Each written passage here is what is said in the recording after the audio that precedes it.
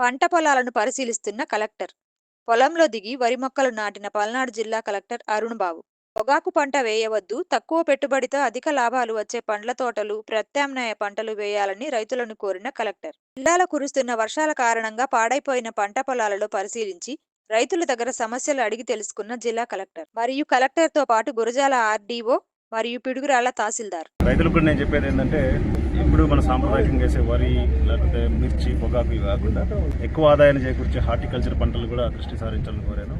అట్లాగే అన్ని ఆర్ఎస్కేల్లో కూడా మనకి ఈ సీజన్ కావాల్సినటువంటి యూరియా కానీ, డిఏపి కానీ అన్నీ కూడా రెడీ చేసి ఉంచాము. అక్కడ రైతులు కూడా ఆందోళన పడాల్సిన అవసరం లేదు. సమృద్ధిగా మన జిల్లాలో ఈ టైంకి మనకు కావాల్సిన దానికంటే డబుల్ స్టాక్ మన దగ్గర ప్రైవేట్ కానీ, గవర్నమెంట్ కానీ, బీసీఎస్ కానీ, ఆర్ఎస్కేలో కానీ ఉంది. ముఖ్య ఉద్దేశం ఏంటంటే, రైతులు అసలు ఎట్లా వాళ్ళ యాక్టివిటీ చేస్తున్నారు, వాళ్ళ యొక్క పరిస్థితి ఏంటి, లేదంటే ఒక ఎకరం మీద వాళ్ళకి ఎంత ఖర్చు అవుతుంది, దాని మీద ఎంత మిగులుతుంది అనేది ఒక అవగాహన కోసం రావడం జరిగింది.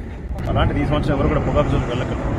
నర్లపల్లి కావచ్చు, తెల్లపల్లి కావచ్చు, ఏదైనా కూడా పొగాకు పంట వేయదని రైతులందరినీ కోరుతా ఉన్నాం. దానికంటే మనకి లాభాలు వచ్చేటువంటి డ్రాగన్ ఫ్రూట్ కానీ, హార్టికల్చర్, పామ్ ఆయిల్, లేకపోతే మొక్కజొన్న, కందులు, ఏమైనా వేరే పంటలు వేయవలసిన రిక్వెస్ట్ చేస్తున్నాం.